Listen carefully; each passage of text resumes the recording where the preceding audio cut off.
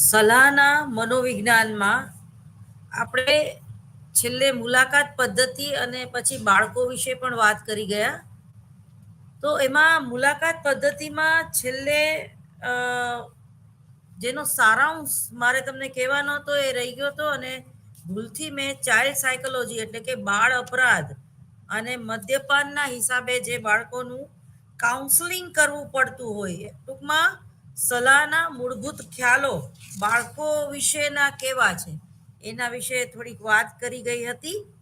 પરંતુ અહીંયા જે અધૂરો રહી ગયેલો ટોપિક છે એ છે મુલાકાત પદ્ધતિઓ. બરાબર, તો જે મુલાકાત પદ્ધતિઓ છે એમાં ખાસ કરીને સલાહલક્ષી મુલાકાત, તો એમાં તમને કયા પ્રકારના પ્રશ્નો પૂછાઈ શકે એ મારે તમને કહેવાનું રહી ગયું હતું.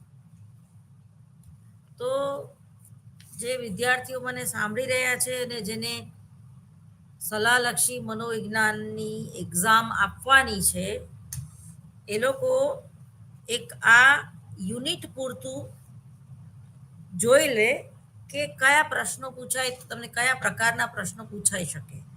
તેમાં છે કે મુલાકાતના હેતુઓ અને ફાયદાઓ સવિસ્તાર ચર્ચા કરો. મુલાકાત પદ્ધતિના હેતુઓ કયા છે અને એના ફાયદાઓ કયા છે એની સવિસ્તાર ચર્ચા કરો. એ પછી પૂછાઈ શકે કે મુલાકાતની શરૂઆત કઈ રીતે કરવામાં આવે છે એની નોંધ લખો. મુલાકાત પદ્ધતિની શરૂઆત કઈ રીતે કરવામાં આવે છે તેની તમે વ્યવસ્થિત નોંધ લખો, એવું પૂછવામાં આવે તમને.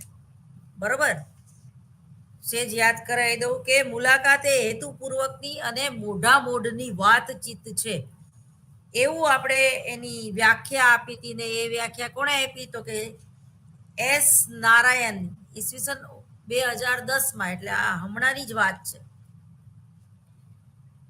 જેનાથી માહિતી એકઠી કરવામાં આવે છે મુલાકાત પદ્ધતિ દ્વારા. બરોબર, તો મુલાકાતના હેતુઓ અને ફાયદાઓ વર્ણવો. તો એના હેતુઓ અને ફાયદાઓ જુદા જુદા 12 છે. બરોબર, એ વાંચી જવા. પછી મુલાકાતની શરૂઆત મેં તમને કીધું, તો એમાં સૂચનો આવશે જે તે સાયકોલોજિસ્ટના. બરોબર, ત્રીજો પ્રશ્ન છે પ્રારંભિક મુલાકાત સવિસ્તાર એની ચર્ચા કરો. પછી છે અસીલનું વર્તન કેવું હોય છે એની વિગતે ચર્ચા કરો. એ પછી છે સલાહનો પૂર્વ અનુભવ, સલાહ આપનારને અને સલાહ લેનારને પણ, તો એ તમને ઉપયોગી થાય છે કે બાધારૂપ, તમારા દ્રષ્ટિકોણ સહિત એની ચર્ચા કરો. એ પછી છે સલાહનું વર્તન સવિસ્તાર સમજાવો. પ્રારંભિક સલાહ મુલાકાતના તબક્કાઓ સમજાવો. પ્રારંભિક બેઠકમાં શું બને છે તેની વિગતવાર ચર્ચા કરો. ઘણીવાર 2 કે 3 લીટીમાં એ તમને પ્રશ્ન પૂછાતા હોય છે, તો એ કેવા પ્રશ્નો હોઈ શકે? તો કે છે કે મુલાકાતની શરૂઆતમાં સ્કૂટરે, સાયકોલોજિસ્ટનું નામ છે, બરોબર, સ્કૂટરે કયા મહત્વના સૂચનો આપ્યા છે? બીજું છે CRF શું છે, તેના દ્વારા શું જાણી શકાય છે? એ પછી છે સમસ્યાના પ્રકારોમાં કઈ 3 સમસ્યાઓનો સમાવેશ કરી શકાય. પછી અસીલના વર્તનમાં કઈ બાબતનો સમાવેશ થાય છે? એના પછીનો સલાહના વર્તનમાં કઈ બાબતનો સમાવેશ કરી શકાય છે? આ બધા ટૂંકા પ્રશ્નો છે. પછી રોબિન્સના મતે સંશોધનના કયા 4 પરિણામો છે? પછી ગ્લેન્ટિંગના મતે મુલાકાતના પ્રકારો કેટલા છે અને કયા કયા? પ્રારંભિક મુલાકાત કેટલા તબક્કામાં વહેંચાયેલી છે? બરોબર, તો આ તમારે તૈયાર કરવું પડે છે. છેલ્લું છે મુલાકાત એટલે શું, એની વ્યાખ્યા આપવી પડે છે. પછી યોગ્ય વિકલ્પ પસંદ કરીને જવાબ આપો. તો તમને એ પ્રકારનું પૂછાય, દાખલા તરીકે નીચેનામાંથી કોના મતે મુલાકાત કોઈ હેતુ સિદ્ધ કરવાના ઉદ્દેશ્યથી 2 વ્યક્તિઓ વચ્ચે ગોઠવાયેલી એક બેઠક હોય છે, બરોબર? તો તમારે એમાં 4 ઓપ્શન આપ્યા હોય, પેલું કોણ બનેગા કરોડપતિની જેમ ABCD. એમાં આમાં છે રોબિન્સન, બીજું છે ઓલ્ટફિલ્ડ, ત્રીજું છે બેરડાય, ચોથું છે રોચાન્સા. તો એમાંથી જે બી છે ઓલ્ડફિલ્ડ એ સાચું છે. ટૂંકમાં આ પ્રકારના પ્રશ્નો પણ તમને પૂછાઈ શકે છે.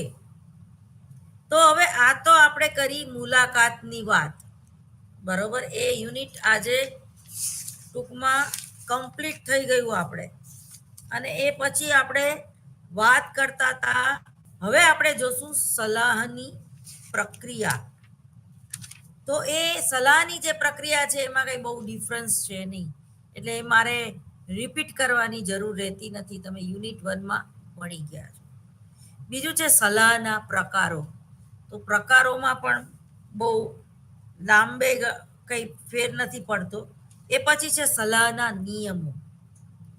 એ જ રીતે સલાહકારના ગુણો અને કૌશલ્યો, એની પણ આપણે ચર્ચા કરી ગયા છે. તો હવે થોડીક પ્રસ્તાવના વાંચી જાઉં. ખાસ કરીને સલાહની પ્રક્રિયા જે છે એ જે અસીલ નાનું હોય, એટલે કે બાળક હોય, પુખ્ત અવસ્થાનું હોય, યુવા અવસ્થાનું હોય. યુવા અવસ્થા તો ક્યારેક આવે ક્યારેક ન આવે, પણ ખાસ કરીને બાળકને કોઈ શૈક્ષણિક ખાસ કરીને વધારે પ્રશ્નો હોય છે. એ જ રીતે બાળકનો વિકાસ અને વૃદ્ધિનો દર જે છે એ જ્યારે ખોરવાઈ જાય છે, બાળક મંદ બુદ્ધિનું હોય ત્યારે, બાળક કોઈ અપરાધ કરીને આવ્યું હોય ત્યારે સુધાર કેન્દ્રમાં, એ જ રીતે કોઈ મદ્યપાન, કોઈ વ્યસન કે કોઈ ડ્રગ્સના રવાડે જ્યારે બાળક ચડ્યું હોય અને કોઈ ગુનો કર્યો હોય, આવા સંજોગોમાં માતા પિતા જે છે એ કોઈ સાયકોલોજિસ્ટ, સાયકોથેરાપિસ્ટની આગળ પોતાના બાળકને લઈ આવે છે. ઘણીવાર કોર્ટમાં પણ એને રજૂ કરવામાં આવે છે જો અપરાધી હોય તો, અને એનું કાઉન્સેલિંગ પણ કરવામાં આવે છે. તમે જે દિલ્હીમાં જે કાંડ બની ગયો, એક જ છોકરી ઉપર 4 જણાએ બળાત્કાર કર્યો, અને એ બળાત્કારીઓમાં 2 જે હતા ગુનેગાર એ સગીર વયના હતા, એટલે કે 18 વર્ષથી નાની ઉંમરના બાળકો જો કોઈ આવો અપરાધ કરે અને બળાત્કાર કરે, જો કે અંતે એને ફાંસી દેવામાં જ આવી, પરંતુ બહુ એ ફાંસી દેવાની પાછળ એવો ભાવ છે કે ફરીવાર આવી કોઈ ઘટના બને નહીં, અને આવી ઘટના બનતા અટકાવવા અને લોકોને ડરાવવા કે આ તો ભાઈ આમાં ફાંસી થઈ જાય આપણને. પણ તમે જોઈ શકો છો કે એ 2002માં જે અનામિકા કેસ આપણી સામે આવ્યો, એવી રીતે જ ગુજરાતનો બહુ જાણીતો જે કેસ છે, જોશી નામની કોઈ દીકરી, એની અટક જોશી હતી, તો એના જે ગુનેગારો હતા એ 18 વર્ષે આજે નિર્દોષ છૂટી ગયા. હમણાં જ 1 મહિના પહેલાની હું વાત કરું છું. તો ઘણીવાર કાયદામાં જે છટકબારી હોય છે, અને 18 વર્ષ પછી પણ જો પોલીસ ઇન્વેસ્ટિગેશન બરોબર ના હોય, અથવા તો સરકારનો વકીલ ફૂટી જાય, અથવા તો ભ્રષ્ટાચારી હોય, અથવા તો સરકારનો જે વકીલ છે એનામાં કોઈ આવડત ના હોય, અથવા તો એ ભ્રષ્ટાચારનો એક ભોગ બની ગયો હોય, ત્યારે પોસ્ટમોર્ટમના જે રિપોર્ટ છે એ ખોટા હોય, અથવા તો એ ખરીદી લીધી હોય સામેની વ્યક્તિએ, ગુનેગાર વ્યક્તિ હોય, ત્યારે પણ આવા 18 કે 19 વર્ષે બળાત્કારી જે હોય છે એ નિર્દોષ છૂટી શકે છે. સુધાર કેન્દ્રોમાં આપણે મૂકી આવી બાળકોને, પણ એ સુધરશે કે નહીં એની જવાબદારી જે તે સમાજ, માતા પિતા અને કાઉન્સલરની પણ હોય છે. સરકાર દ્વારા પણ બાર કાઉન્સેલિંગ એસોસિએશનમાં આવા જે કાઉન્સલર જે છે એને નીમવામાં આવે છે અને એ એમની જે નિમણૂક છે એ નિમણૂક બહુ મહત્વની ફરજો બજાવવાવાળી હોય છે. ખાસ કરીને મીડિયેશનના કેસમાં, એટલે કે પતિ પત્ની વચ્ચે જે ઝઘડાઓ હોય છે અને એમાં ડિવોર્સ સુધી એ વાત આવી જાય છે, તો જજ બંને પક્ષે જ્યારે કેસ દાખલ થાય છે ત્યારે બંને પક્ષે એટલે કે સ્ત્રીને અને પુરુષને પૂછે છે કે ભાઈ ખરેખર તમારે ડિવોર્સ લેવા જ છે, તમે સાથે રહી શકો એમ છો જ નહીં. તો એ જ રીતે જ્યારે બાળ ગુનેગાર હોય છે ત્યારે એવા બાળકોનું કાઉન્સલિંગ કરવું ખૂબ જરૂરી છે. કારણ કે બાળકે કયા સંજોગોમાં એ અપરાધ કર્યો છે એ વાત બહાર આવે છે શરૂઆતની મુલાકાત દ્વારા, વ્યક્તિ ઇતિહાસ પદ્ધતિઓ દ્વારા. ઘણીવાર એવા પિક્ચરો પણ આપણે જોઈએ છીએ, જેમ કે અમિતાભ બચ્ચનનું એક પિક્ચર એના હાથમાં લખી દેવામાં આવ્યું કે મેરા બાપ ચોર હૈ. દીવાર પિક્ચર એનું જોઈ લ્યો, લાવારીસ પિક્ચર એનું તમે જોઈ લ્યો.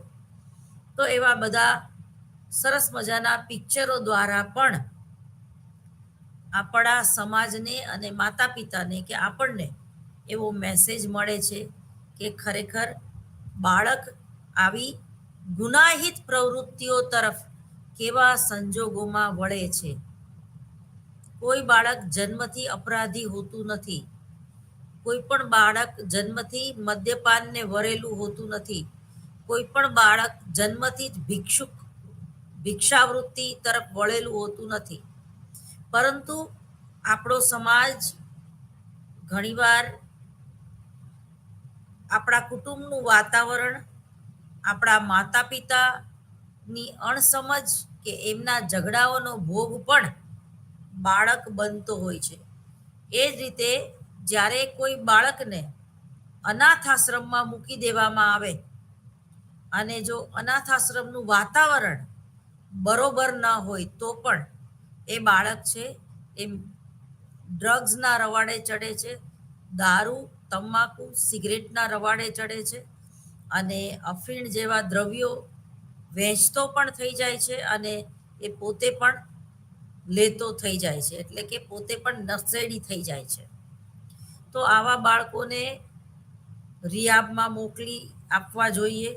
તેમજ બીએપીએસ સ્વામિનારાયણની જે જુદી જુદી સંસ્થાઓ આવા સેવાકીય કાર્યો કરે છે ત્યાં પણ એવા સુધાર કેન્દ્રો જેને આપણે કહી શકીએ એમ, તો ત્યાં પણ તમે તમારા આવા બાળકોને જે 18 વર્ષથી નાના છે એવા બાળકોને તમે ત્યાં રાખી શકો છો. એ લોકોને ત્યાં 21 દિવસ, 45 દિવસ કે 60 દિવસ સુધી એવા બાળકોને ઓબ્ઝર્વેશન નીચે રાખીને એ લોકોનું કાઉન્સેલિંગ કરવામાં આવે છે અને એ લોકો દારૂ છોડી શકે, સિગરેટ છોડી શકે કે અફીણ, ગાંજા જેવા પદાર્થો છોડી શકે એના માટેની ટ્રીટમેન્ટ, દવા, ઉપચાર આપવામાં આવે છે. તો તમે જોઈ શકો છો કે બાળ અપરાધ ઘટાડવા માટે કાઉન્સેલિંગ કેટલું જરૂરી છે. કાઉન્સેલિંગ દ્વારા જે તે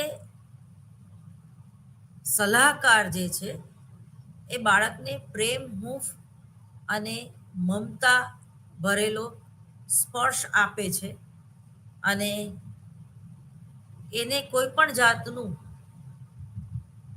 ગિલ્ટી ફીલ ન થાય અથવા તો પશ્ચાતાપ તે કર્યો એટલે હવે તું સ્વસ્થ થઈ જા, અથવા તો આવી ભૂલ થાય હશે, તારા સંજોગો એવા હતા માટે તે આવું કર્યું, અથવા તો ઘણીવાર માતા જીવનમાં કોઈ બાળકે ગુમાવી હોય, અથવા તો એવી કોઈ પ્રવૃત્તિનો એ બાળક ભોગ બન્યો હોય ત્યારે, એને સ્ત્રી જાત ઉપર નફરત થઈ ગઈ હોય ત્યારે, પ્રેમમાં નિષ્ફળતા મળી હોય ત્યારે, આવા બાળકો કોઈ સ્ત્રીના મોઢા ઉપર એસિડ ફેંકે છે તો એ પણ એક અપરાધ છે. ઘણીવાર પોતે પણ પોતાની જાતને નુકસાન પહોંચાડે છે, એ પણ એક અપરાધ છે. તો ઘણીવાર બ્રેકઅપ થઈ ગયા બાદ એ છોકરીને જીવતી સળગાવી દેવી, અથવા તો બંને સાથે મળીને આપઘાત કરવો, કે અગ્નિ સ્નાન કરવું, કે રિવર ફ્રન્ટમાં જઈને ભૂસકો મારવો, આ બધી જ બાળ અપરાધની જે વૃત્તિ જે છે એને ડામવા માટે, એના વાર્તનિક વિકૃતિઓને સુધારવા માટે આવા બાળ કેન્દ્રોમાં બાળકોને રાખીને જે સલાહકાર છે, જે સાયકોથેરાપિસ્ટ છે, એ આવા બાળકોનું સતત કાઉન્સેલિંગ કરતા હોય છે. અને આવી હોસ્પિટલોની નીચે આવા સુધાર કેન્દ્રોમાં એ લોકોને દાખલ કરવામાં આવે છે, જેથી કરીને એ એમની સજા પણ ભોગવે અને ત્યાં એમને નવી જિંદગી જીવવાની એક સૂઝ, એક વિવેક બુદ્ધિ પણ વિકસે. તો ટૂંકમાં એટલે આપણે એને જેલ નથી કહેતા, એટલે આપણે એને સુધાર કેન્દ્ર એવું નામ આપીએ છીએ. હવે આપણે ટૂંકમાં ખાસ કરીને એવા બાળકો કે જે અપરાધિક વર્તન નાનપણથી જ એના વર્તનમાં અપરાધ કરવાની વૃત્તિ છે, એનું વલણ જે છે એ સમાજ પ્રત્યે બહુ નિષેધક હોય છે, એને સમાજ એનો દુશ્મન લાગે છે, એને એના માતા પિતા કે એના વડીલો છે એને દુશ્મન લાગે છે, અને એક આતંકવાદ તરફ વળી જાય છે, એ સમાજ વિરોધી પ્રવૃત્તિઓ કરે છે. મને કહેતા બહુ દુઃખ થાય છે કે આજનું જે સોશિયલ મીડિયા છે, કેવા પૂરતું સોશિયલ મીડિયા છે, પણ જેટલી નેગેટિવ પ્રવૃત્તિઓ, એટલે કે એન્ટી સોશિયલ મીડિયા એમ કહી તો ચાલે. શું કહેવાનું? એન્ટી સોશિયલ મીડિયા એટલે કે જ્યાં સમાજનો બહિષ્કાર થાય છે, જ્યાં એવા સાયબર ક્રાઇમ જોવા મળે છે, અથવા તો એવી એક દોટ, એક સ્પર્ધા જોવા મળે છે કે જેનો કોઈ અંત નથી. અને બાળક જે છે, અથવા તો ટીન એજનું જે બાળક જે છે, એ એવી વૃત્તિ તરફ વળે છે કે મને સોશિયલ મીડિયામાં કોઈ સતત જોઈ રાખે, મને જ લાઈક કરે, અથવા તો મારા જ વિડીયો લોકો જોઈ રાખે, એના એ પોતે 24 કલાક પોતાના વિડીયો બનાવી રાખે છે, પોતાના ફોટા અપલોડ કરે રાખે છે, પોતે આજે શું ખાધું એ પણ એના સ્ટેટસમાં એ ફોટો પાડીને મૂકે છે. તો આ એક જાતનું વ્યસન છે. ટૂંકમાં આ પણ એક વ્યસન જ કહેવાય, એક તમાકુ અને સિગરેટ જેવું, કે તમને તમારા મોબાઈલ વગર ચાલે જ નહીં. તો આમાં પણ ઘણીવાર સેક્સ્યુઅલ હેરેસમેન્ટથી માંડીને સેક્સ, જાતીય સંતોષની વૃત્તિ સંતોષવા માટે ગંદા બ્લુ ફિલ્મ કે વિડીયો બનાવીને, ઘણીવાર વ્યક્તિ પોતાના જ આવા વિડીયો બનાવીને, પોતાની ગર્લફ્રેન્ડના વિડીયો બનાવીને સોશિયલ મીડિયામાં પોસ્ટ કરતી હોય છે, અને એ વિડીયો વાયરલ થઈ જાય છે, અને એ છોકરી અંતે ડિપ્રેશનમાં જતી રહે છે, આપઘાત કરવા પ્રયત્ન કરે છે. સડક જેવા જે મૂવી છે એ આનું ઉદાહરણ છે. એ જ રીતે વિદ્યા બાલનનું જે પિક્ચર આવી ગયું, એન્ટરટેનમેન્ટ એન્ટરટેનમેન્ટ એન્ટરટેનમેન્ટ, બરોબર. એ કેવી રીતે પોતાની મહત્વાકાંક્ષા અને સંતોષવા માટે કેવો શોર્ટકટ અપનાવે છે અને અંતે કેવી ડિપ્રેશનમાં જતી રહે છે અને અંતે એ આપઘાત કરે છે. એ જ રીતે તમે પ્રિયંકા ચોપરાનું પિક્ચર જોયું કે એને રાતોરાત પૈસાદાર થઈ જવું હોય છે, એના માટે એ કેવી ગુનાહિત પ્રવૃત્તિ આદરે છે.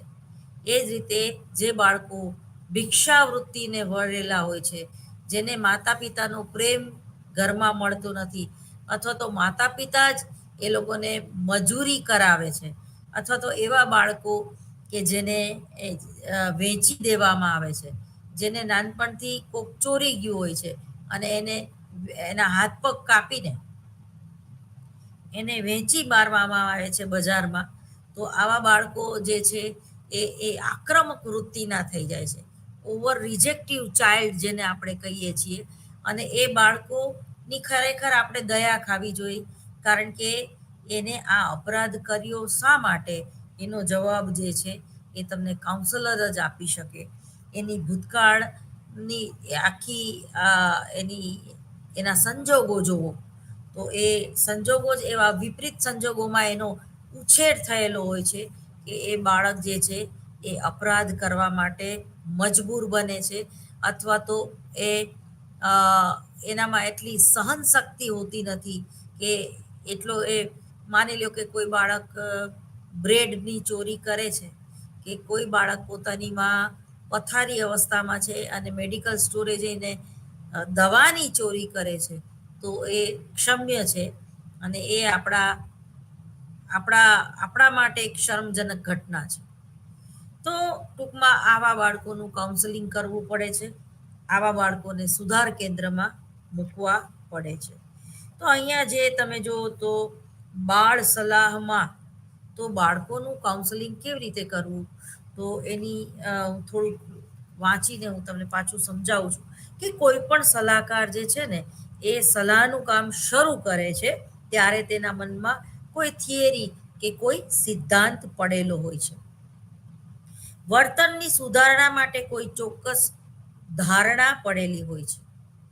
સલાહકાર થિયરીથી શરૂ કરી પછી તેના અમલ સુધી આગળ વધે છે અને તેમને ક્યાં જવાનું છે ને તેઓ અસીલ સાથે શું કરવાના છે. અહીંયા અસીલ એટલે બાળક.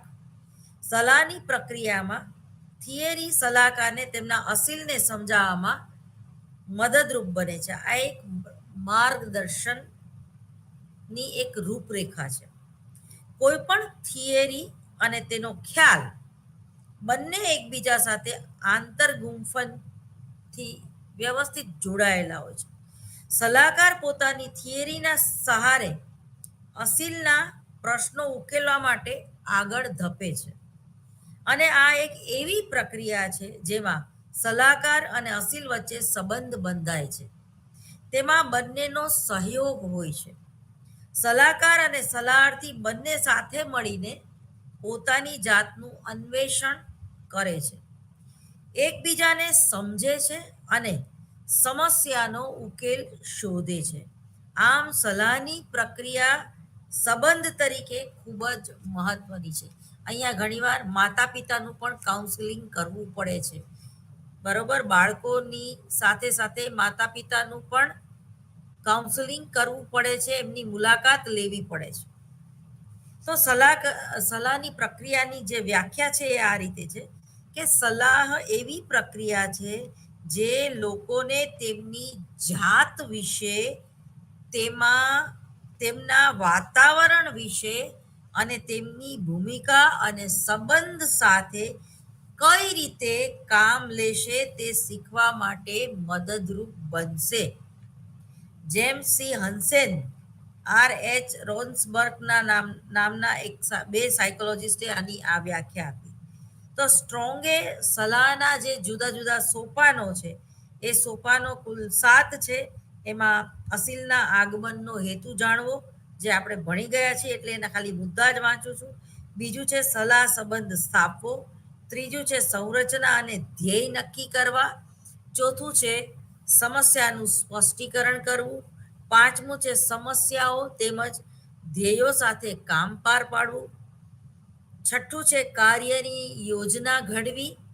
સાતમું છે પરિણામોનું મૂલ્યાંકન અને સલાહની સમાપ્તિ. તો હવે એની આ ડિટેલ્સમાં આપણે ભણી ગયા છીએ, માટે તમારે ફરીવાર આ વસ્તુ રિફર કરવી જોઈએ.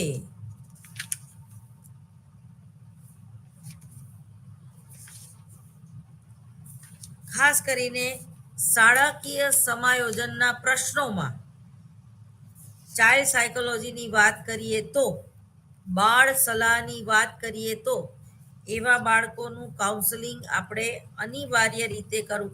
અને ઘણી સ્કૂલોમાં તો કાઉન્સેલિંગ માટે આવા જે કાઉન્સલર જે છે એને નીમવામાં આવે છે, જે એક દિવસ ધોરણ એકના વિદ્યાર્થીઓ જે સમસ્યારૂપ બાળકો છે તો એનું કાઉન્સેલિંગ કરે છે.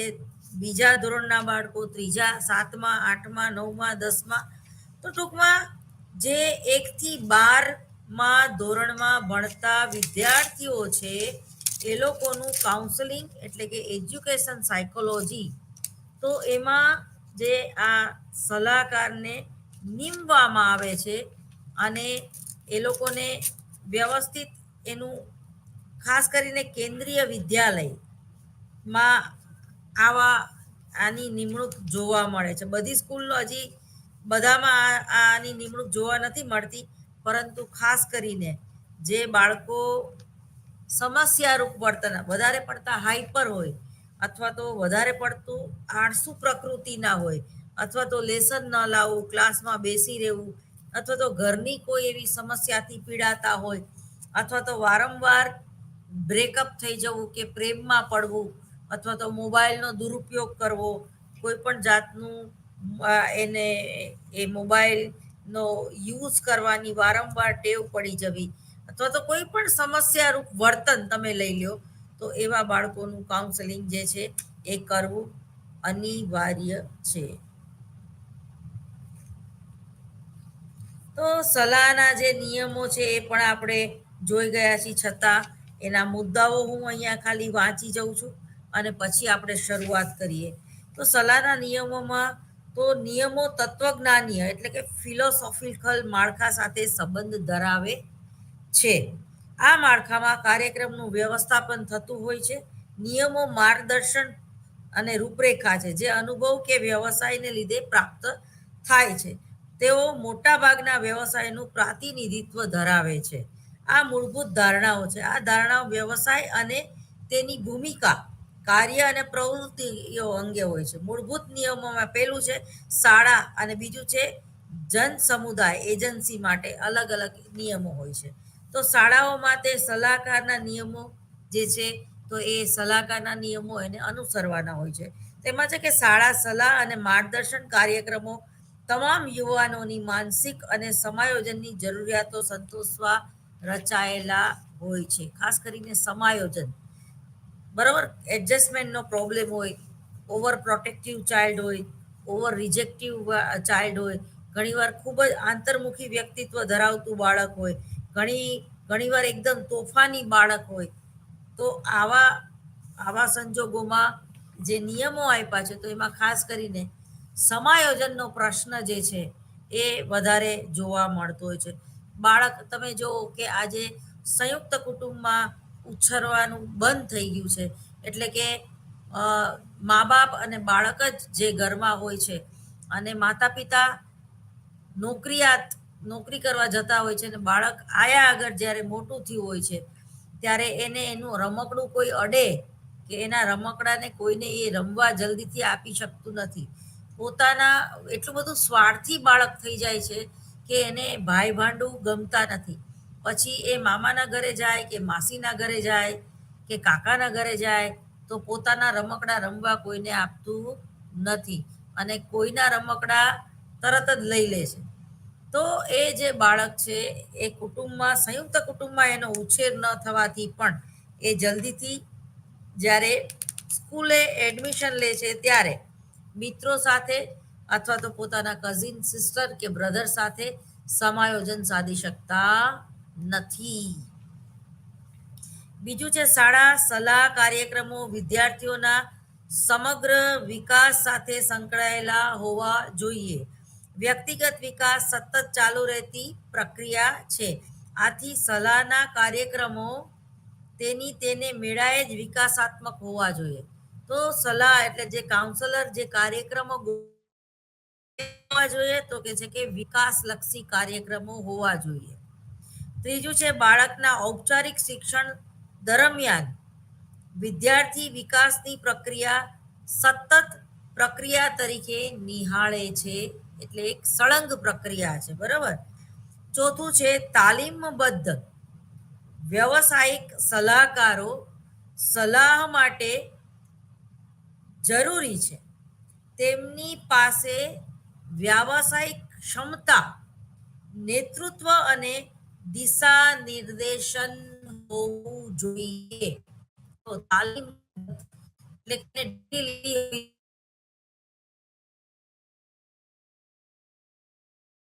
કાઉન્સલર તમે મનોવિજ્ઞાનની કુલ મુખ્ય એવી 4 કે 5 શાખા છે, જેમાં તમે એમાં સ્પેશિયાલિટી મેળવીને તમે એઝ એ કાઉન્સલર બની શકો. તો અત્યારે જે આ વાત થઈ રહી છે એ છે શૈક્ષણિક મનોવિજ્ઞાન.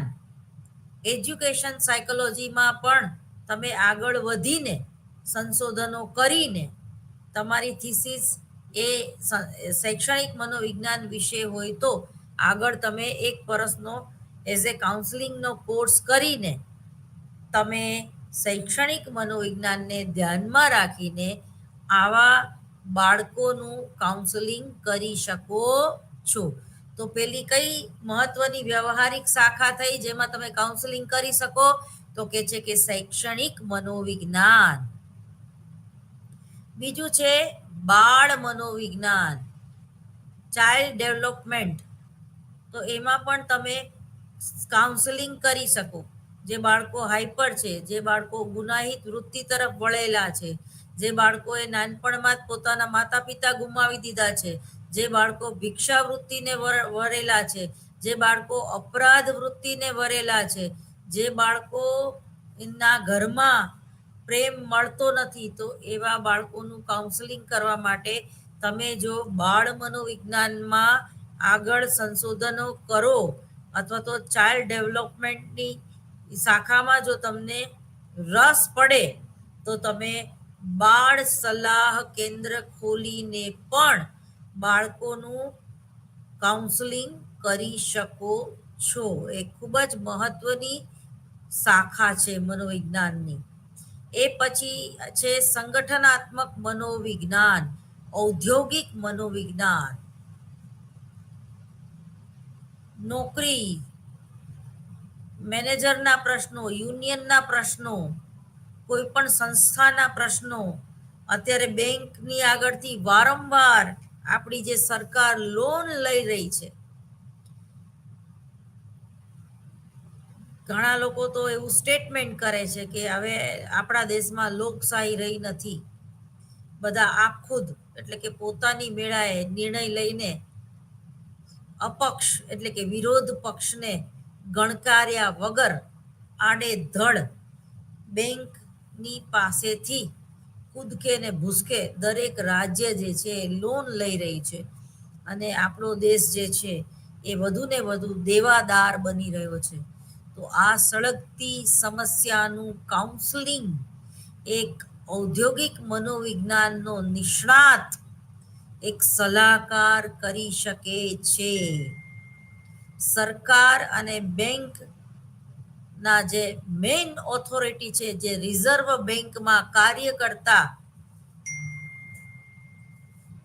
મેનેજરો, કાર્યકર્તા કર્મચારીઓ, તો એ અને સરકાર જે પોલિટિકલ લેવલ ઉપર જે લોકો જે છે, તો એ લોકોની વચ્ચે બેઠક કરાવીને આ મીટિંગ કરાવીને આવી બધી જે સળગતી અને દેશવ્યાપી સમસ્યાઓ છે એનું કાઉન્સલિંગ, સમસ્યાનું કાઉન્સલિંગ કરે છે. પોલિટિકલ લેવલે જે નેતાઓ છે એનું પણ કાઉન્સલિંગ કરવામાં આવે છે. જે બેંક મેનેજર છે એનું પણ કાઉન્સલિંગ કરવામાં આવે છે. તો ત્રીજું છે સંગઠનાત્મક મનોવિજ્ઞાન, અને ચોથું છે ક્લિનિકલ સાયકોલોજી એટલે કે ચિકિત્સાત્મક મનોવિજ્ઞાન. તો ચિકિત્સાત્મક મનોવિજ્ઞાનમાં જો તમે એઝ એ કાઉન્સલર સાયકોથેરાપિસ્ટ તરીકે તમે જો કાર્ય કરો ને તમારી આગળ એની ડિગ્રી હોય તો તમને મેન્ટલ હોસ્પિટલમાં નોકરી અવેલેબલ હોય છે, અથવા તો કોઈ સોશિયલ પ્રવૃત્તિ સંશોધન કેન્દ્રો, સામાજિક સંશોધન કેન્દ્રોમાં પણ તમને નોકરી મળી શકે છે. એ જ રીતે કોઈ પ્રાઇવેટ લિમિટેડ કંપની હોય એમાં પણ તમને નોકરી અવેલેબલ હોય છે. કોઈ ક્લિનિક હોય મેન્ટલ હોસ્પિટલનું, તો એમાં પણ તમને કાર્ય મળી શકે છે એઝ એ કાઉન્સલર તરીકે. પછી તમને ક્યાં નોકરી મળી શકે ક્લિનિકલ સાયકોલોજીમાં? તો એનો તો બહુ મોટો ઘણા બધા સ્કોપ છે. ખાસ કરીને મેગા સિટીમાં એમાં તમને મળી રહે છે નોકરીઓ. એ જ રીતે CWની જે પોસ્ટ છે, અથવા તો જે દાખલા તરીકે અનારબેન, જે આનંદીબેન પટેલની દીકરી NGO ચલાવે છે, અથવા તો કોઈ ગાંધી આશ્રમમાં પણ તમને નોકરી મળી શકે છે, કારણ કે આવા બાળકો ત્યાં ખૂબ જોવા મળે છે. અનાથ આશ્રમમાં પણ તમને નોકરી મળી શકે છે, કારણ કે ત્યાં પણ એબનોર્માલિટી વધારે જોવા મળે છે. તો ખાસ કરીને કુલ 4 ફિલ્ડ છે: એજ્યુકેશન સાયકોલોજી, એ પછી છે ચાઇલ્ડ સાયકોલોજી, એ પછી છે ક્લિનિકલ સાયકોલોજી, અને એ પછી છે ઔદ્યોગિક એટલે કે ઔદ્યોગિક મનોવિજ્ઞાન એટલે કે ઇન્ડસ્ટ્રીયલ સાયકોલોજી. તો આમાં તમે એઝ એ કાઉન્સલર તરીકે બહુ સારું કામ કરી શકો છો. તો બાળકના ઔપચારિક શિક્ષણ દરમિયાન વિદ્યાર્થી વિકાસની પ્રક્રિયા સતત પ્રક્રિયા હોવાથી એ તમે નિહાળી શકો છો. ચોથું છે તાલીમબદ્ધ વ્યવસાયિક સલાહકારો સલાહ માટે જરૂરી છે. તેમની પાસે વ્યવસાયિક ક્ષમતા, નેતૃત્વ અને દિશા નિર્દેશન હોવું જરૂરી છે. ઘણા લોકો દાખલા તરીકે ધીરુભાઈ અંબાણી કે અદાણી અત્યારે જે ફરચા માગ્યું, અથવા તો એ હવે એને અપ કેવી રીતે લાવવું, તો એના જે એના પર્સનલ સલાહકાર તરીકે પણ તમને જો તમારામાં આવડત હોય તો તમે એના PA બની શકો છો. એટલે કોઈ આવા બિઝનેસ અદાણી અંબાણી કે ટાટા કે GSCL સોડા એસ બનાવવાની ફેક્ટરી, અથવા તો કોઈ આવું મોટું જ્યાં વર્તુળ છે ત્યાં પણ ઇન્ડસ્ટ્રીયલ સાયકોલોજીસ્ટ તરીકે તમે તમારું જો એક તમારામાં દાદાગીરી હોય, તમારામાં ડિગ્રી હોય, તમારી પાસે અનુભવ હોય, તો તમે ઘણું સારું કમાઈ શકો છો. પાંચમું છે અમુક મૂળભૂત પ્રવૃત્તિઓ કાર્યક્રમની અસરકારકતા માટે જરૂરી છે. તાલીમ કેન્દ્રો ખોલવા. છઠ્ઠું છે શાળા સલાહના કાર્યક્રમમાં વસ્તીની અદ્વિતીયતા પ્રતિબદ્ધ થવી જોઈએ. સાતમું છે સંબંધિત કાર્યક્રમમાં શાળા સલાહ કાર્યક્રમ સમાવિષ્ટ થવા જોઈએ. તમે જો તાલીમ કેન્દ્રોમાં શિક્ષકોને, જે બહેનો PTC કરી રહી છે, જે બહેનો અને ભાઈઓ BEd કરી રહ્યા છે, ત્યાં એક પેપર જે છે એ સલાહનું મનોવિજ્ઞાન ભણાવવામાં આવે છે એ લોકોને. એ જ રીતે જે લોકો ડૉક્ટર છે, જે લોકો ફિઝિયોથેરાપિસ્ટ છે, જે લોકો રેડિયોલોજીસ્ટ છે, જે લોકો ન્યુરોલોજીસ્ટ છે, એ બધાને એક પેપર તો સલાહનું મનોવિજ્ઞાન ભણવામાં આવે જ છે. કારણ કે જો તમે એની માનસિક પરિસ્થિતિ નહીં સમજો, અથવા તો રોગના મૂળ સુધી જવું હોય, અથવા તો અપરાધના મૂળ સુધી જવું હોય, અથવા તો બાળકોની વૃત્તિ અને પ્રવૃત્તિના મૂળ સુધી જવું હોય, તો સલાહનું મનોવિજ્ઞાન એ ખૂબ જ ઉપયોગી એવું મનોવિજ્ઞાન છે. એટલે શાળા સલાહના કાર્યક્રમમાં વસ્તીની અદ્વિતીયતા પ્રતિબિંબિત થતી જોવા મળે છે. સાતમું છે સંબંધિત કાર્યક્રમમાં શાળા સલાહ કાર્યક્રમ એટલે કે એવા શિક્ષકોને તાલીમ આપવી કે વિદ્યાર્થીઓને કેવી રીતે શીખતા કરવા, વિદ્યાર્થીઓને કેવી રીતે ભણતા કરવા. તમે જુઓ કે ભારતીય મનોવિજ્ઞાનમાં અથવા તો આપણા ભારતીય સંસ્કૃતિમાં શિક્ષણ નીતિ આપણી કેવી હતી? આપણે કેવા વિદ્યાર્થીઓ બહાર પ્રોડક્ટ કર્યા, બાય પ્રોડક્ટ. તો સાંદીપની આશ્રમ પોરબંદરમાં છે, રમેશભાઈ ઓઝા. તો આશ્રમ જે કૃષ્ણ અને સુદામા પણ આ સાંદીપની આશ્રમમાં એ લોકોએ જ્ઞાન મેળવ્યું હતું. ગુરુકુલ, એ લોકોને ફરજિયાત ગુરુકુલમાં જ રહેવાનું અને જ્ઞાન ઉપાર્જિત કરવાનું, નોલેજ મેળવવાનું, શિક્ષણ મેળવવાનું. તો એ તમે જુઓ, એ સમાજને કેટલા ઉપયોગી થયા. સુદામા અને કૃષ્ણની મિત્રતા જગ જાહેર છે. અને સુદામા એક ગરીબ બ્રાહ્મણ હોવા છતાં એ કેટલી ખુમારીથી જીવા. એને પોતાના મિત્રનો ક્યાંય દુરુપયોગ ન કર્યો, એની આગળ રોદડા રોવા ન ગયા.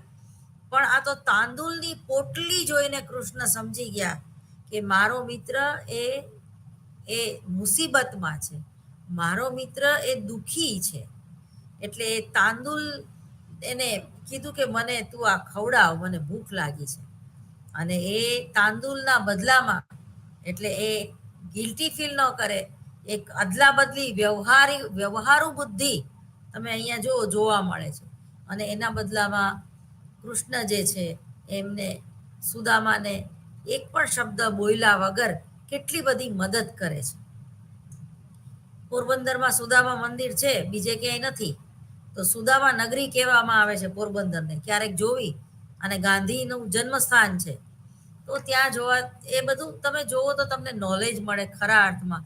તો સાંદીપની આશ્રમ પણ રમેશભાઈ ઓઝાનું જોવા જેવું છે પોરબંદર. તો વિદ્યાર્થીઓને સંસ્કૃત કેવી રીતે શીખવાડવું અને સંસ્કૃતનું અત્યારે શું, વર્તમાન સમયમાં શું મહત્વનું છે, એ દેવનગરી ભાષા આજે લુપ્ત થતી જાય છે. ત્યારે સાંદીપની જેવા આશ્રમો દ્વારા પણ, અને દ્વારકામાં પણ શારદા પીઠ નામની સંસ્થા છે એ, અને સોમનાથમાં પણ યુનિવર્સિટી છે જ્યાં સંસ્કૃતની ડિગ્રી દેવામાં આવે છે. તો આની મુલાકાત લેવી. તો આ બધી, આમાં જે બધા નીતિ નિયમો અથવા તો આચાર સંહિતા જે છે એ બધી એ કેવી છે? સાંદીપની આશ્રમના નીતિ નિયમો જેવી. અને બીજી એક આપણી શિક્ષણ નીતિ હતી જેણે કૌરવોને પેદા કર્યા. માફ કરજો, હું દ્રોણાચાર્યની વાત કરું છું. એકલવ્ય જેવા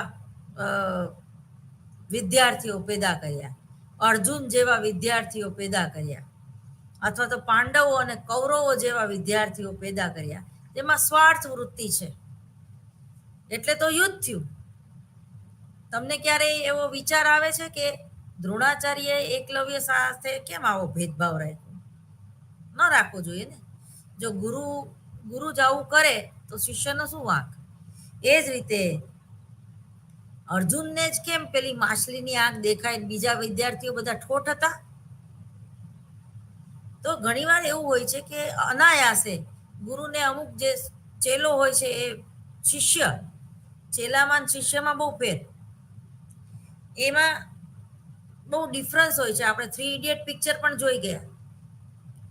તો ટૂંકમાં કહેવાનો મતલબ એમ છે કે એક હસ્તિના નગરીની જે આખી વાત છે, અને દ્રોણાચાર્ય જેના ગુરુ છે, અને એના જે બધા શિષ્યો કૌરવો અને પાંડવો અને એકલવ્ય, તો એ જે આખી વાત જે છે, તો એ આખી શિક્ષણ નીતિ.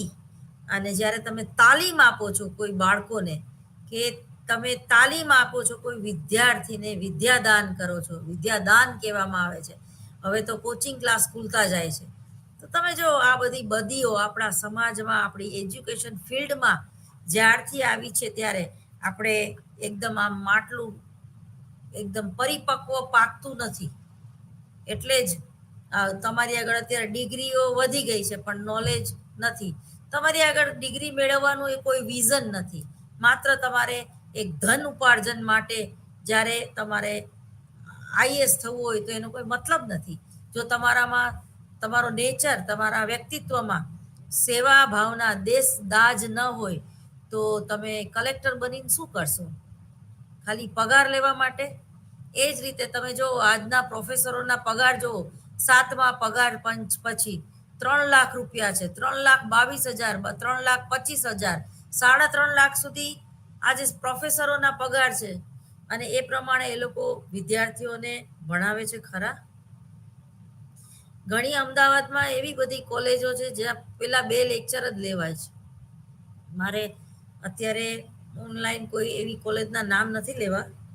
અને પછીના 2 પીરિયડ જે છે એ પોતાના પ્રાઇવેટ કોચિંગ ક્લાસને એ બધા પ્રોફેસરો આપે છે. તમે આરક્ષણ પિક્ચર જોયું હશે અમિતાભ બચ્ચનનું, તો એમાં આ જ વાત બતાવવામાં આવી છે. તો આવા પણ પ્રોફેસરો છે જે માત્ર પૈસા માટે જ્ઞાન ઉપાર્જન કરે છે અને વિદ્યાર્થીઓને પણ પોતાના જેવા જ બનાવે છે અને પરીક્ષાલક્ષી જ્ઞાન જ આપે છે. મારે પણ આ બધું બોલવાની જરૂર નહોતી, માત્ર મારે પરીક્ષાલક્ષી જ્ઞાન જ આપવું હોત તો. મારો કહેવાનો મતલબ એટલો જ છે કે જે આપણી ગુરુકુળ પ્રથા હતી અને જે તક્ષશિલા યુનિવર્સિટી હતી, એવી યુનિવર્સિટીના અભાવ સાથે તમે અને હું જીવી રહ્યા છીએ. છતાં પણ આપણે એક પોઝિટિવ વાત એમ છે કે હજી પણ સાંદીપની જેવી સંસ્થાઓ છે આપણા ગુજરાતમાં. તક્ષશિલા જેવી યુનિવર્સિટી આજે ડચકા ખાતી પણ જીવે છે. પણ એવા માતા પિતા કે એ પ્રકારના વલણો ધરાવવાવાળા વિદ્યાર્થીઓ ખૂબ ઓછા પ્રમાણમાં છે, જેને સંસ્કૃત બનીને પંડિત થવું છે, જેને ક્રિયાકાંડ કરવા છે. તમે જુઓ આજે જે બ્રાહ્મણ છે એની પાસે પણ ડિગ્રી હોવી જોઈએ, એનો આપણને નથી ખબર. કોઈને જ્યોતિષશાસ્ત્રમાં આગળ વધવું જોઈએ, કોઈને પૂર્વજન્મના મનોવિજ્ઞાનમાં આગળ વધવું હોય, કોઈને આધ્યાત્મ એટલે કે સ્પિરિચ્યુઅલ લેવલનો આખું બુદ્ધિ એ કેવી હોય છે ને એનો વિકાસ કઈ રીતે સાધી શકાય, યોગ મુદ્રાઓ શું છે, યોગ શું છે, બરોબર. તો આ બધા જ સંશોધનના વિષય છે. અને સૌથી વધારે સંશોધન આપણે જો સંસ્કૃત ભાષા શીખાશું, કારણ કે એ પૂર્ણ વૈજ્ઞાનિક ભાષા છે. 2 જ પૂર્ણ વૈજ્ઞાનિક ભાષા છે, એક ઇંગ્લિશ અને બીજું સંસ્કૃત. આપણી ગુજરાતી ભાષા બહુ સરસ છે, આપણી માતૃભાષા છે, પરંતુ એ 100% વૈજ્ઞાનિક ભાષા નથી. તો ટૂંકમાં કહેવાનો મતલબ એ કે સંસ્કૃત શીખવાથી તમારું વિઝન જે છે એ પણ તમે ક્લિયર કરી શકો છો અને તમારું જ્ઞાન જે છે એમાં તમે વધારો કરી શકો છો. જો આપણા 4 વેદ દેવનાગરી લિપિમાં અને સંસ્કૃતમાં ન હોત તો, પરંતુ છે તો એ શીખવું જરૂરી છે. કારણ કે બધી જ ભાષાનો અનુવાદ છે એ 100% થઈ શકતો નથી અને નથી. દાખલા તરીકે ખીચડીને ઇંગ્લિશમાં શું કહેવાય? તો એ ખીચડીનું ઇંગ્લિશ થાય જ નહીં. તો એ જ રીતે ટિકિટને ગુજરાતીમાં શું કહેવાય? તો એનું ગુજરાતી થાય જ નહીં.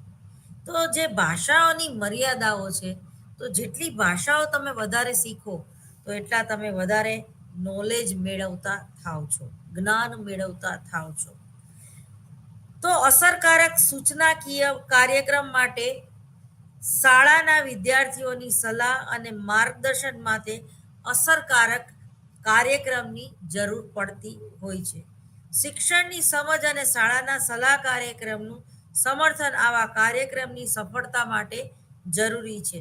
શાળા સલાહ કાર્યક્રમમાં મહત્વનો ભાગ ભજવે છે અને શાળા સલાહકારોની પૂરતી સાધનોમાં વસ્તુલક્ષી પુરાવો પૂરું પાડે છે. શાળા સલાહકાર ટીમ મેનેજર છે, બરોબર. એ પ્રિન્સિપાલને પણ સલાહ આપી શકે જરૂર હોય ત્યારે. સલાહકાર કાર્યક્રમમાં જવાબદારી ભરેલું વલણ ધરાવતો હોવો જોઈએ અને એનામાં એક નેતા જેવા ગુણ હોવા જોઈએ કે એ સરખા ભાગે શિક્ષકોમાં જવાબદારી વહેંચી શકે. શાળા સલાહકાર કાર્યક્રમની રચના વ્યક્તિના હક અને ક્ષમતાને સ્વીકૃતિ અપાવવા માટે થવી જોઈએ. શાળા સલાહકાર એક રોલ મોડેલ એટલે કે દ્રષ્ટાંત પૂરું પાડે તેવો હોય છે અને હંમેશા સેન્ટર ઓફ એટ્રેક્શન હોય છે જે સલાહકાર હોય છે. અને એનામાં એક વિશિષ્ટ વ્યક્તિત્વ હોય છે. તો જન સમુદાય એજન્સી માટે પણ એ કેવા સલાહકાર હોય છે? તો કે છે કે એજન્સી એ વસ્તી અને પર્યાવરણના ગુણ લક્ષણો સમજે તે ખૂબ જરૂરી છે. આ માહિતી હકીકત લક્ષી હોવી જોઈએ, નહીં કે સિદ્ધાંત લક્ષી. બરોબર, એનો તમે વ્યવહારમાં ઉપયોગ કરી શકો ટૂંકમાં, એ બાબત હોવી જોઈએ. એમાં જન સમુદાય સાથે સંદેશાવાહક કે પ્રત્યાયન કરવું જરૂરી છે. આથી વસ્તુલક્ષી માપન જરૂરી બને છે જે હકીકતો શોધી કાઢે છે. ચોથું છે યોજનાબદ્ધ રીતે સલાહ કાર્યક્રમનું મૂલ્યાંકન કરતા આવડવું જોઈએ અથવા તો કરવું જોઈએ. તો ટૂંકમાં સલાહકારના ગુણ અને કૌશલ્યો જે છે એ આ જુદા જુદા 13 મુદ્દા જે છે અને બીજા 4 મુદ્દા. 13 મુદ્દા શેના? તો કે છે કે સલાહના નિયમોમાં શાળામાં જે સલાહકાર હોય છે એના જુદા જુદા 13 ગુણો અને જન સમુદાય એજન્સીમાં જે સલાહકાર નીમવામાં આવે છે તો એના મુખ્યત્વે 4 ગુણો. દાખલા તરીકે અમદાવાદમાં કાંતા સ્ત્રી વિકાસ ગૃહ છે, રાજકોટમાં પણ છે. તો ત્યાં પણ સ્ત્રીઓના પ્રશ્નો, સ્ત્રીઓની સમસ્યાઓ, વિધવા અને ત્યક્તા બહેનો ને જે ત્યાં રહે છે તો એનું પણ ઘણીવાર સતત કાઉન્સેલિંગ કરવાની જરૂર પડતી હોય છે. તો ગૃહમાતા પછીનો જો કોઈનો મહત્વનો હોદ્દો હોય તો એ કાઉન્સલરનો છે, એ સલાહકારનો છે, એ કોઓર્ડિનેટરનો છે. મેનેજિંગ ટ્રસ્ટી તરીકે પણ કોઈ સલાહકારને નીમવામાં આવે તો જે તે આવી જે સંસ્થાઓ છે કે જે તે એનજીઓ છે તો એને ખૂબ બહોળા પ્રમાણમાં ફાયદો થાય છે. અને એના આ ટૂંકમાં આ જે 4 નિયમો હું વાંચી ગઈ એ એના 4 નિયમો છે. બરોબર. એના પછીનો જે મુદ્દો છે એ સલાહકારના ગુણો કે લક્ષણો કેવા છે. હવે મારે તમને બાળ સલાહમાં ખાસ કરીને શું ભણાવવાનું છે એના યુનિટ વિશેની માહિતી તમને 5 મિનિટ આપણી આગળ છે તો એમાં હું એ માહિતી આપી દઉં. નવો ટોપિક પૂરો થાય એમ નથી. બરોબર, એના ગુણ લક્ષણો એટલે એ આપણે આવતા લેક્ચરમાં રાખશું. પણ આ ટૂંકમાં હવે આપણે કયા યુનિટમાં શું ભણવાનું છે એની વિગતે વાત કરી જઈએ. તો આ એવા લોકોનું સિલેબસ છે જે કાઉન્સલરની એક્ઝામ દેવા જાય એ લોકોને પણ કામનું છે. બાળ અપરાધ ચાઇલ્ડ ડેવલપમેન્ટના એક ટોપિક તરીકે પણ આ ભણાવવામાં આવે છે. અને બાળ સલાહ કેન્દ્રોમાં કઈ રીતે કામ પૂરું પાડવામાં આવે છે, કઈ રીતે સલાહ આપવામાં આવે છે, કઈ રીતે બાળકોની ટ્રીટમેન્ટ કરવામાં આવે છે એના વિશેની માહિતીમાં. તો એના મુખ્યત્વે હેતુ કયા કયા છે? શા માટે બાળ સલાહ મનોવિજ્ઞાન વિષયની એક ખૂબ જ મહત્વની શાખા શા માટે છે? ટૂંકમાં આ શાખાના હેતુઓ કયા કયા છે? જેના હાથમાં નોટ અને પેન હોય તો મહેરબાની કરીને એ નોંધી લે, કારણ કે જેટલું આ સમજવામાં સરળ છે એટલું યાદ રાખવામાં સરળ નથી. તો બાળકોની સલાહ માટેની જરૂરિયાતો સમજવી, બાળકોની સલાહ માટેની જરૂરિયાતો સમજવી. બીજું છે માનવ જીવન અને જુદા જુદા પ્રશ્નોમાં સલાહ પ્રક્રિયાની ચર્ચા કરવી, માનવ જીવન અને જુદા જુદા પ્રશ્નોમાં સલાહ પ્રક્રિયાની ચર્ચા કરવી. ફરીવાર પહેલો મુદ્દો વાંચી જાઉં છું. બાળકોની સલાહ માટેની જરૂરિયાતો સમજવી. બીજું છે માનવ જીવન અને જુદા જુદા પ્રશ્નોમાં સલાહ પ્રક્રિયાની ચર્ચા કરવી. ત્રીજું છે સલાહનો ખ્યાલ અને સલાહની ભૂમિકાને સમજવી. ફરીવાર સલાહનો ખ્યાલ અને સલાહની ભૂમિકાને સમજવી. ચોથું છે વંચિત બાળકો અને તેમના હક્કો પ્રત્યે સંવેદનશીલતા અને વિધાયક વલણ વિકસાવવું. ફરીવાર ચારે ચાર બોલી જાઉં છું. આ શું છે? બાળ સલાહના મુખ્ય હેતુઓ અથવા તો બાળ સલાહનું સિલેબસ ઘડવામાં આ મહત્વના 4 મુદ્દાઓ કયા કયા છે? તો કે છે કે બાળકોની સલાહ માટેની જરૂરિયાત સમજવી. બીજું છે માનવ જીવન અને જુદા જુદા પ્રશ્નોમાં સલાહ પ્રક્રિયાની ચર્ચા કરવી. ત્રીજું છે સલાહનો ખ્યાલ અને સલાહની ભૂમિકાને સમજવી. ચોથું છે વંચિત બાળકો. જો વંચિત એટલે એમાં આવા બાળકો આવી ગયા શારીરિક ખોડખાપણ જે લોકો ધરાવે છે અથવા તો માનસિક ખોડખાપણ જે લોકો ધરાવે છે અથવા તો જે લોકો બિચારા અનાથ આશ્રમમાં જેનો ઉછેર થાય છે, માતા પિતા વગરના બાળકો જે છે, ઘરમાં પણ ઘણીવાર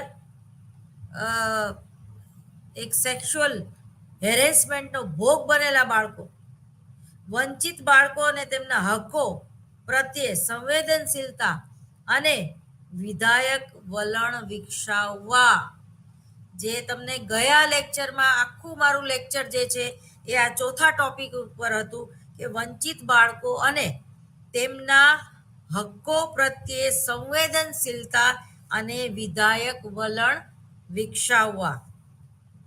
તો મુખ્યત્વે આ 4 હેતુઓ છે જેમાંથી આપણે સલાહના મૂળભૂત ખ્યાલો જે છે એમાં જે હું વાંચી ગઈ, સલાહની પ્રક્રિયા, સલાહના પ્રકારો, સલાહના નિયમો અને સલાહકારના ગુણ અને કૌશલ્યો, આ આપણે યુનિટ 1માં કરી ગયા છીએ. એટલે હવે અહીંયા આપણે રિપીટ નહીં કરીએ. અને યુનિટ 1ની જે સલાહની પ્રક્રિયા કે પ્રકારો છે યાદ કરી જવા આપને નમ્ર વિનંતી છે. આપણી એક મર્યાદા છે કે તમે મને જે તમને ન સમજાતું હોય એના પ્રશ્ન પૂછી શકતા નથી, તો તમે મને ગમે એમ કરીને મારો ફોન નંબર હું બોલી જાઉં છું 9558219999. ડૉક્ટર નેહા રાવલ. 9558219999. મને પૂછી શકે છે કે તમને કોઈ ટોપિક ન ફાવ્યો હોય, કોમેન્ટ્સ બોક્સમાં લખી શકે છે કે મેડમ આ થોડુંક રિવિઝન કરવાની જરૂર છે. મહેરબાની કરીને મારું લેક્ચર તમે ધ્યાનથી સાંભળો અને તમારી જે સમસ્યાઓ છે મારી સમસ્યા છે, તો જ્યાં સુધી તમે બોલશો નહીં કે મારો સંપર્ક નહીં કરો ત્યાં સુધી હું તમને વ્યવસ્થિત વધારે વિગતે જ્યાં તમને ઘટે છે ત્યાં નહીં કહી શકું. તો ટૂંકમાં એ વાંચી જવા વિનંતી છે.